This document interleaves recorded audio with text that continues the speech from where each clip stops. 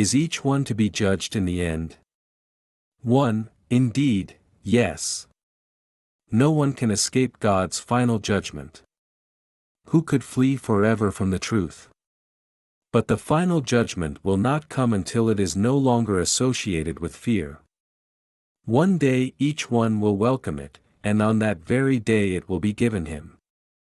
He will hear his sinlessness proclaimed around and around the world, setting it free as God's final judgment on him is received. This is the judgment in which salvation lies. This is the judgment that will set him free. This is the judgment in which all things are freed with him. Time pauses as eternity comes near, and silence lies across the world that everyone may hear this judgment of the Son of God. Holy are you, eternal, free and whole, at peace forever in the heart of God. Where is the world, and where is sorrow now? 2. Is this your judgment on yourself, teacher of God? Do you believe that this is wholly true? No, not yet, not yet.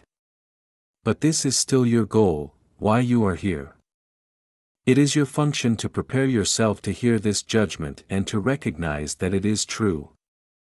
One instant of complete belief in this, and you will go beyond belief to certainty. One instant out of time can bring time's end. Judge not, for you but judge yourself, and thus delay this final judgment. What is your judgment of the world, teacher of God? Have you yet learned to stand aside and hear the voice of judgment in yourself? Or do you still attempt to take his role from him? Learn to be quiet, for his voice is heard in stillness. And his judgment comes to all who stand aside in quiet listening, and wait for him.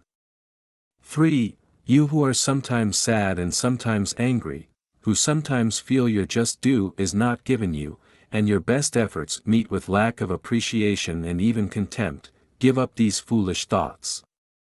They are too small and meaningless to occupy your holy mind an instant longer. God's judgment waits for you to set you free.